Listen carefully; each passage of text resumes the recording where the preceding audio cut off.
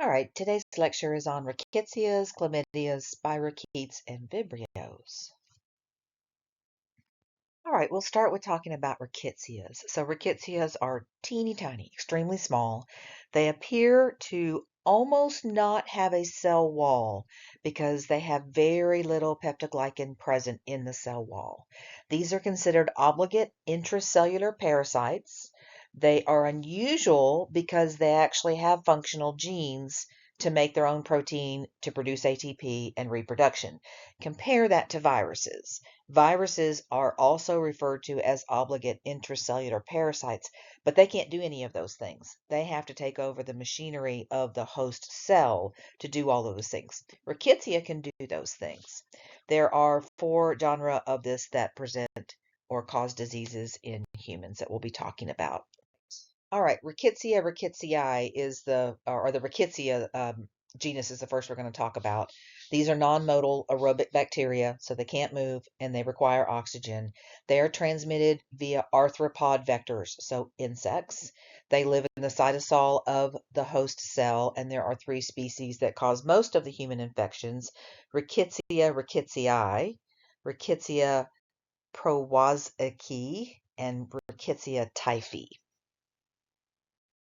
Okay, Rickettsiae. This is the one that the causative agent of Rocky Mountain spotted fever, which is the most common and the most severe rickettsial illness. So ticks are the ones that spread this among humans and rodents.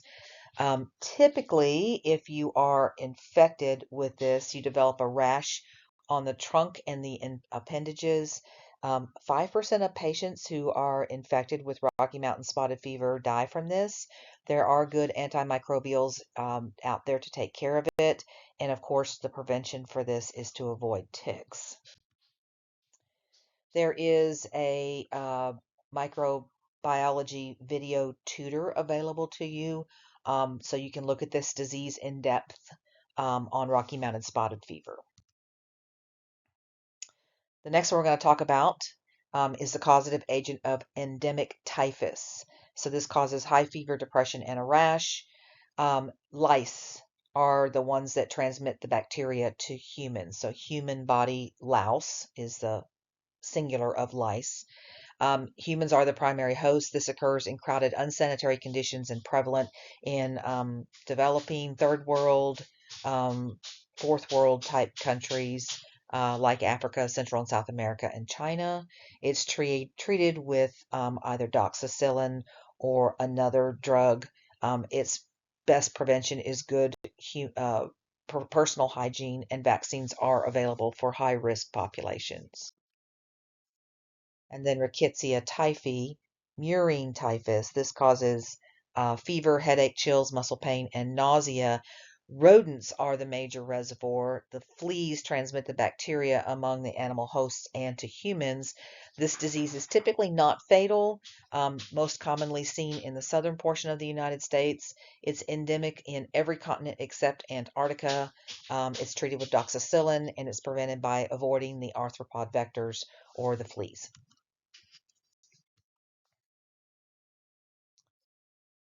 Orienta Susugamushi. This was formerly classified in the genus Rickettsia. The mites are the reservoir and vector of Orienta. They transmit the bacterium to their offspring by trans-ovarian transmission. They transmit the bacterium among rodents and humans. Scrub typhus causes fever and headaches, muscle pain, and sometimes a rash. It is endemic to Eastern Asia, Australia, and in India. It can occur in the U.S. among immigrants from those particular areas.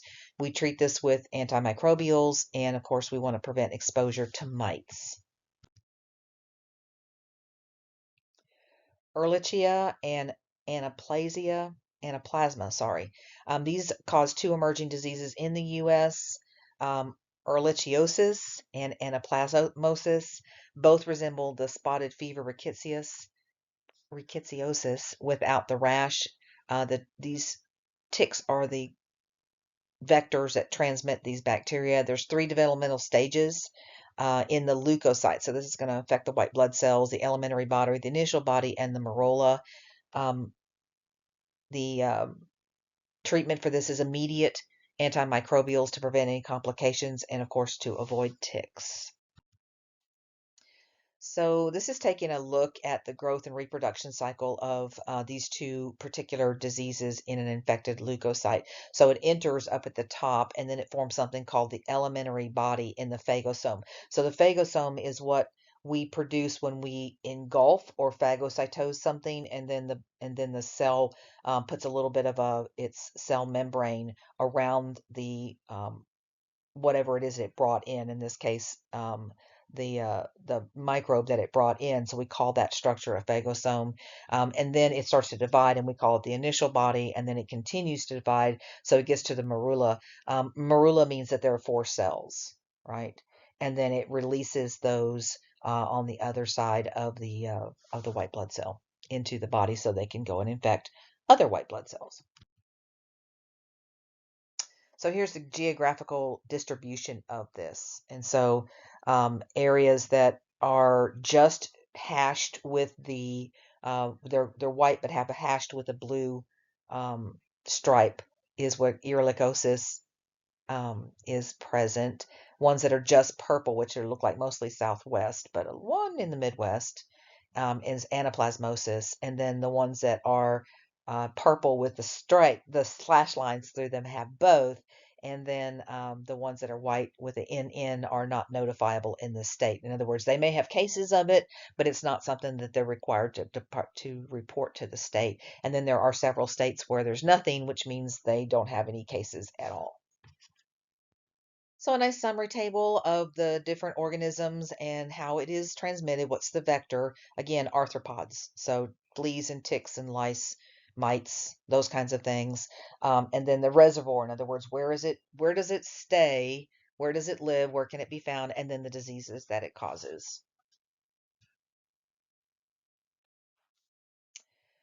So why do you think most of the rickettsial diseases occur from May to August? So remember, these are all transmitted by arthropods. And May to August is prime season for ticks and fleas and mites and lice and all those kinds of problems. And so why do you think endemic typhus would be an exception? So I want you to go back and look at endemic typhus, see how it's transmitted, see what diseases it causes, and see how that's different from the other rickettsial diseases. Let's talk about the chlamydias. These were once considered to be viruses. They do not have cell walls. They have 2 membranes without any peptoglycan between the 2 membranes. They grow and multiply only within the vesicles of their host cells, and they have a unique developmental cycle that includes 2 forms. Those 2 forms are the elementary bodies, or what they call the EBs, and the reticulate bodies, or the RBs. Both forms can occur within the phagosome of a host cell. And so this is showing you a life cycle of the development of chlamydia, so how this process progresses through. So you can see how this one works. All right, Chlamydia trachomatis. This has a limited host range. One strain only infects mice. There are other strains that can infect humans. These enter the body through abrasions and lacerations. They infect the conjunctiva and various mucous membranes. The most common reportable sexually transmitted disease in the United States is chlamydia. Clinical manifestations are due to cell destruction and inflammation. So as the cells start to be infected, that is why we see what we see. It's also a major cause of eye infections throughout the world. It's endemic in poor communities without adequate personal hygiene, sanitation, or medical care. So this is considered a sexually transmitted disease. So granuloma venereum. This is results in an initial genital lesion that's followed by the formation of buboes. So we saw buboes before, that's swollen lymph nodes. The buboes may enlarge and rupture, producing draining sores. This is more common in women, and women tend to be asymptomatic. Reinfection can cause pelvic inflammatory disease. It also can cause non-gonococcal urethritis and proctitis. So a form of a bladder infection and a form of a infection in the prostate. So this is looking at an advanced case of this. That's the buboes, of course, the lymph node that has swollen all up. Trachoma, this is an ocular disease or an eye disease. It's a leading cause of non-traumatic blindness in humans, causes scarring of the conjunctiva, which is the thin membrane on top of your eye, and causes the eyelashes to turn. It causes corneal abrasions that lead to blindness when those eyelashes turn in. The infection typically occurs during childbirth. And so you can see the underside of an eyelid in this individual that's affected with trachoma. The diagnosis for this is to demonstrate that the bacteria inside the cells are infected from the site of infection. So you get a specimen and you are able to observe those. The treatment is to give antibiotics for the genital and ocular infections, and then they can do surgical correction of the deformities from the trachoma in the eye to prevent blindness. The prevention for this abstinence, cannot say that today, to prevent sexually transmitted infections, and the blindness is prevented with prompt use of antibacterial agents or medications when it happens. So here we're just looking at the direct fluorescent antibody test for this particular disease. All right, Chlamydia pneumoniae. This causes bronchitis, pneumonia, and sinusitis. Most infections only produce malaise, which is feeling like you're really tired, and a chronic cough. Severe cases can resemble primary atypical pneumonia that's caused by the Mycoplasma pneumoniae that we talked about earlier in a previous lecture. It's treated with antibiotics. Some infections can be persistent, so you have to do multiple treatments. Prevention is difficult because this particular form of pneumonia is ubiquitous. It's everywhere. Ornithosis, this is disease of birds that can be transmitted to humans. They usually present as flu-like symptoms. It rarely is a non-respiratory condition, but that can happen. So you can have situations where it's not affecting the lungs. Individuals who handle animals, especially birds, are at the greatest risk of this infection. It's transmitted via inhalation of aerosols or contact with infected material or a pet bird. Diagnosis is difficult since symptoms are similar to other respiratory infections. We treat it with tetracycline or azithromycin. The prevention involves the proper handling of birds and making sure you're washing your hands and all those kinds of things.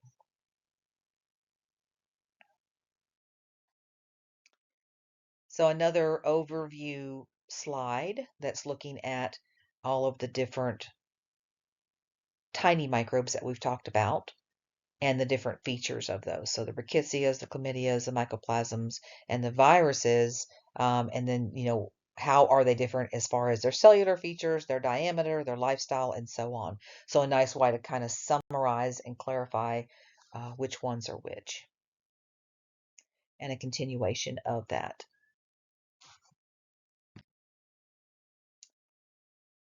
So something to think about. Why are penicillins and cephalosporins useless against chlamydia? Spirochetes. So we're moving on to spirochetes. These are thin, tightly coiled, helical-shaped bacteria, so they're like in a corkscrew. They move in a corkscrew fashion, so they twirl basically through its environment as they rotate on their axial filaments.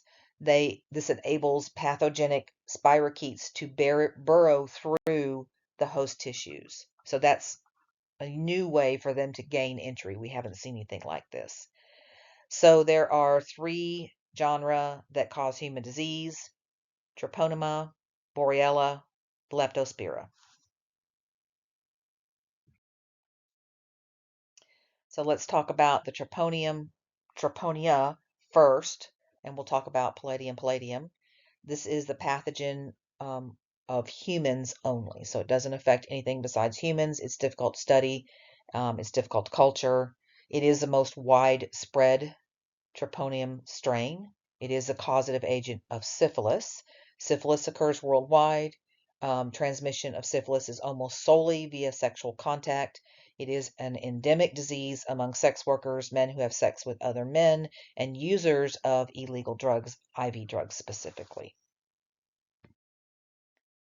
So here's what it looks like underneath of a light microscope. You can see the brown bacterium. Those are the spirochetes, so notice how they're kind of curly.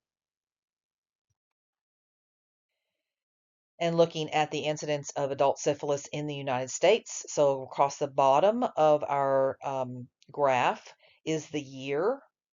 So this goes all the way back to the 1940s. And then over on the side is the number of cases. So notice that about the time we had widespread use of antibiotics, we see a big decline in the number of cases of syphilis. And then the bottom is showing you the incidence of the cases of syphilis. Runs a lot higher in the southeast United States and the southwest United States. Untreated syphilis has 4 phases: primary, secondary, latent, and tertiary. Congenital syphilis is what occurs when the mom is infected and transmits the bacteria to her fetus, and that can result in fetal death or intellectual disability and malformation. Syphilis produces lesions, and so these are some examples of what those lesions look like.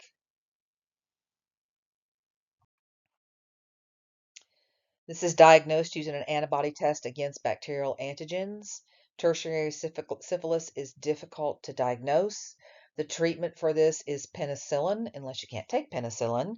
But penicillin, unfortunately, is ineffective against tertiary syphilis. If it gets to that point where it's at the final level of all of this, there's not anything that we can do for that. The prevention, of course, is abstinence and safe sex. Let's look at some non-venereal treponeual diseases. These are primarily seen in impoverished children in unsanitary conditions. It causes skin lesions, so Palladium endomysium, Palladium pertenue, and Keratinum. And so there's some of the different diseases, Bajol, yaws, and Pinta that they cause. Penicillin is the treatment for this, and we want to prevent limited contact with skin lesions. So there is what yaws looks like. Again, these aren't diseases we typically see in the United States. Let's talk about Borrelia. These are light-staining spirochetes that cause 2 diseases in humans. One is Lyme disease and the other is relapsing fever. So let's talk for a few minutes about Borrelia. This is the Borrelia that causes Lyme disease. So Borrelia burgdorferi is the causative agent of Lyme disease. This particular bacterium lacks iron-containing enzymes and proteins. This bacteria is transmitted to humans via a tick bite from a specific genus of ticks, what we commonly call deer ticks. The tick life cycle is important in understanding the spread of Lyme disease. So you can really see the spirochetes on here, the Borrelia. So you can see how twisty, how curly they actually are. So here's the life cycle of the deer tick, Oxides, and its role as a vector of Lyme disease. And so it's showing you how this disease happens and some of the characteristic animals that are hosts for this and the symptoms that you would expect to see. This shows up with a broad range of signs and symptoms. There's 3 phases of the disease in untreated patients. So most patients get a red bullseye rash at the site of infection. And on the previous slide, there was a picture of that rash. Then they can start to have neurological symptoms and cardiac dysfunction. And then they can have severe arthritis that can last for years. These are all a result of the body's immune response to the spirochete. We have increasing number of cases in the United States because humans are in closer association with these Borrelia infected deer ticks. So you can see along the bottom again is the year, across the on up the side is the number of cases, and you can see that we've had lots more cases that are occurring, and you can see where this is a problem, typically in the northwest or northeast of the United States and in the Midwest. So lots of places where there's lots of deer, and we've encroached on their space, and so they are in our neighborhoods. The deer are, and they can drop off those ticks. And when they do, and you get bit by those ticks, then it can cause Lyme disease in you. This is diagnosed based on signs and symptoms, as well as serological tests. The antimicrobial drugs that are used for this are effective in the first stage of Lyme disease. Treating the later stages of this is difficult. The symptoms primarily result from the immune response. So your body's trying to fight it, but it's creating a very robust immune response, which results in all of the signs and symptoms that we see. The best prevention for this is to avoid being bit by a tick. Relapsing fever is from lice. So there's a lice version of this called louse-borne relapsing fever.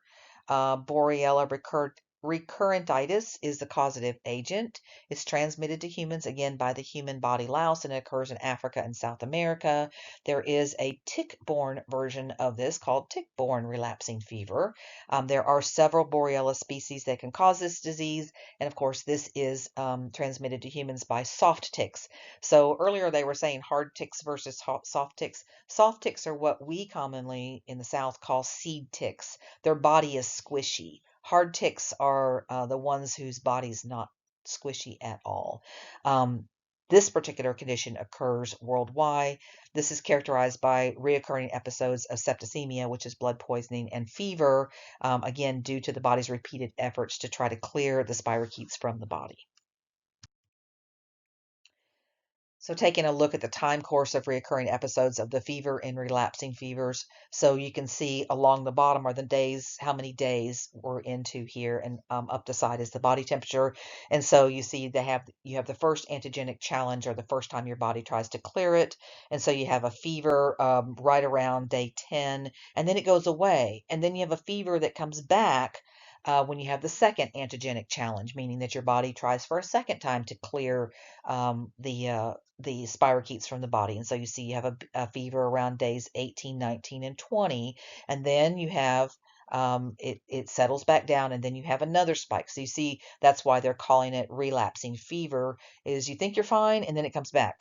And sometimes because there's such a period of time between those events, some people don't realize they're connected to one another.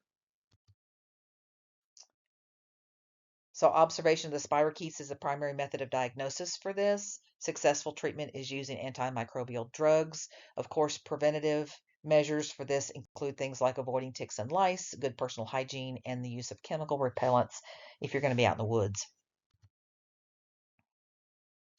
Leptospira interrogens. This is a motile obliquely anaerobic bacteria. This is found in numerous wild and domestic animals. Leptospirillus is it enters the body. The leptospirilla enter the body through the skin or mucous membranes. They travel through the bloodstream, through out the body, and they cause hemorrhaging and liver and kidney dysfunction. This does occur worldwide. It's treated with intravenous penicillin, and eradication is impractical due to the various animal reservoirs that it's found in. And there is a vaccine that's available for livestock and pets against leptospirilla. This one's really curly when you see it. So why do health departments recommend that outdoor enthusiasts wear light-colored pants while hiking in the northeastern United States? So if you do any hiking, you know that you're always exposed to ticks when you're out hiking, even when the weather starts to get cold. They're still out there. So not when it's cold, but when it starts to cool off, starts to cool off and everybody wants to go out, be in the outside, and um, you have to dress appropriately. Um, Lighter colors are detract ticks, and darker colors attract ticks. Vibrio. So now we're going to look at some gram-negative Vibrios. These share many characteristics with the enteric bacteria. They are found in water environments. So now we're moving into the water worldwide. So Vibria kind of look like a comma. So they're a rod-shaped bacteria, but they're curved. And this is Vibrio cholerae. So these are common, there are common species to infect humans. The bacteria can survive in fresh water. Cholera, humans are infected by ingesting contaminated food and water. This is found in areas with poor sewage and water treatment. This is always a concern after some type of a natural disaster where our municipal water supply has been breached. All right, looking at the spread of cholera in the Americas. So this is looking at Central America, Mexico, Central America, and the northern portion of South America. Um, we have had pandemics of cholera in these countries, in these areas, not our pandemic of COVID, but before that. And so it's showing you the years that those have happened. So there have been cholera outbreaks in those areas as recently as 2013.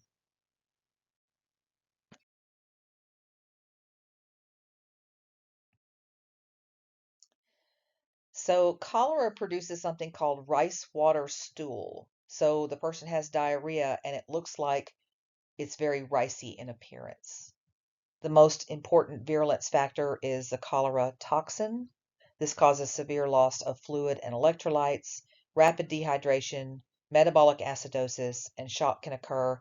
This has a very high mortality if it is left untreated.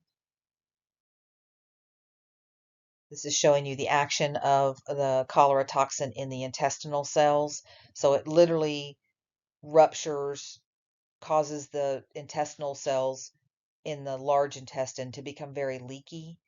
And so they just, instead of reabsorbing the water they're supposed to be reabsorbing, which is the function of your large intestine, it's actually allowing the water to pass through and pushing additional water from the body out, which is what leads to the dehydration. This has a very characteristic diarrhea, so it's very easy to diagnose if it's presented. The treatment for this is fluid and electrolyte replacement, antimicrobial drugs that can reduce the endotoxin production and the volume of diarrhea. The prevention of this is proper sewage and water treatment, and then there is an oral vaccine that provides some protection if you're going to countries where this is an issue. There's some other diseases that are um, a result of different Vibrio. The Parahaemolyticus is a result of ingestion of shellfish.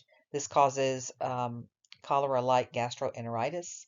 So a lot of shellfish, especially things like oysters and clams, are filter feeders.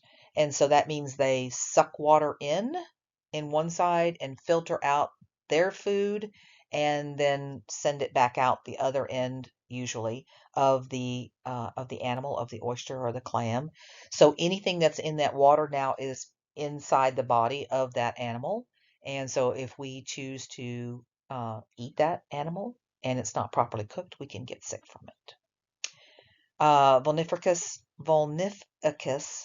is forms a type causes a type of septicemia. This also is due to consumption of contaminated shellfish. Wound infections. This is due to washing wounds with contaminated seawater. That maybe you're out at the beach and you accidentally cut yourself on something, and then you rinse the water. You go to a shallow part of the beach and use the water there to rinse it, and the water is contaminated. Infections can be fatal if not treated. So living in the South where we have big oyster beds, and it's a very common thing to eat oysters here. We have a rule, you might not have that same rule where you are, but we have a rule down here in months that do not contain the letter R. We don't eat the shellfish from the oyster beds because the water's too warm. So in uh, May and June and July and August and September, about September or so, we don't you eat oysters because the water is really warm here. Um, Oyster colonies are in shallow water. The water really gets warmer there because of the sunlight, and bacteria multiply like crazy. And again, these things are filter feeders, so they're pulling that dirty water into their bodies, and now the shellfish themselves are contaminated. So again, we're super careful, really starting about April. We're really careful down here all the way. We have oyster festivals, but they're all in the dead of winter, like December and January and February, where if you were going to consume raw oysters, which I never ever recommend, but if you were to consume raw oysters, your chances of getting sick from them are not as great. All oyster beds are registered with the state, and they have a tag that has to go on the bags. It's a very complicated thing because there are so many diseases that are spread by raw oysters. So I always um, say err on the side eating raw oysters. Steam them or cook them in some way, and you can kill the Vibrio. Campylobacter jejuni. This is the most common cause of gastroenteritis in the United States. Lots of animals serve as a reservoir for this bacteria. We are infected by consuming contaminated food, milk, or water. Poultry is the most common source of infection. The infection produces a self-limiting, bloody, and frequent diarrhea, and proper food handling preparation can reduce the spread of this particular bacteria. Helicobacter pylori. This is a slightly helical, so it's not as curly as some of them that we saw. Motile bacterium. It colonizes the stomach of its hosts. The ingestion of the bacteria occurs when we have someone is preparing our food or we are preparing our food with contaminated hands. It can also happen because of well water or from fomites. So there's lots of ways that you can pick this up. It causes gastritis and most peptic ulcers. So the ulcers that people say they have from stress are exacerbated by the stress, but what causes the actual ulcer or lesion in their digestive system is this bacterium. There's numerous virulence factors that enable it to colonize the stomach. It's one of the few bacteria that actually is not killed by the stomach acid. So your stomach acid has a pH of like 0 to 1. Really, really, really caustic. And most bacteria simply cannot survive that. So food is not sterile. It has bacteria in it. And some of that bacteria can make you really, really sick. But because your stomach has got such a high or such a low pH, a high caustic level, the bacteria just can't survive. But unfortunately, this particular bacteria has developed a protein that allows it to inhibit the production of stomach acid. It has flagella that help the bacteria to burrow through the stomach lining because that's what causes the lesion or the ulcer. Adhesions that facilitate the binding to the cells in the stomach area or small intestine, and enzymes that help to neutralize the stomach acid. So this guy has lots of ways to get around that stomach acid issue. Here's what they look like. So surprisingly enough, it wasn't until the 1990s that they realized that it was this bacteria that was causing ulcers. Up to that point, they just thought it was stress and all kinds of other things. But I believe it was an Australian scientist that discovered this, and he actually won the Nobel Prize for it. So it's just showing you here the role of Helicobacter pylori in the formation of peptic ulcers. Um, Another thing to be aware of with this particular microbe is that rodents tend to carry it. So if you're working in a lab with rodents somewhere doing some research work, this is something you always have to be concerned of. The presence of this particular bacteria, H. pylori, can be demonstrated by positive urease tests. The biochemical tests provide a definitive identification. The treatment for this is antimicrobial drugs and drugs that inhibit acid production. The prevention for this is good hygiene, adequate sewage treatment, and proper food handling. So something to think about for just a minute. Why is a cholera pandemic unlikely to become established in the United States? Why don't we see cholera here? We've seen cholera in the United States in the past, but there was a big event that happened, and that was called municipal water supplies and our water treatment plants. And they treat our water, they test our water constantly as long as you're using municipal water. If you're on a well, that's a different situation. But that is why you hear about boil advisories. If you've ever had that happen with your water supply, they send out notices on the TV, maybe through the internet, that you need to boil your water. What that means is there's been a break in their integrity of the pipes in some way, shape, or fashion, and they want to make sure that the water is not infected with cholera. It's easy for the water to become infected. So they're testing it constantly. I think they test it several times a day in most municipalities. And if that test positive, or if there's been a break and there's a potential for it to test positive, you'll see that they send out water treatment or boil water treatment notifications. So that's why we don't see cholera pandemics in the United States anymore. But before we had municipal water, that was certainly the case. All right, that is the end of the information for this particular chapter. I will see you for the next one.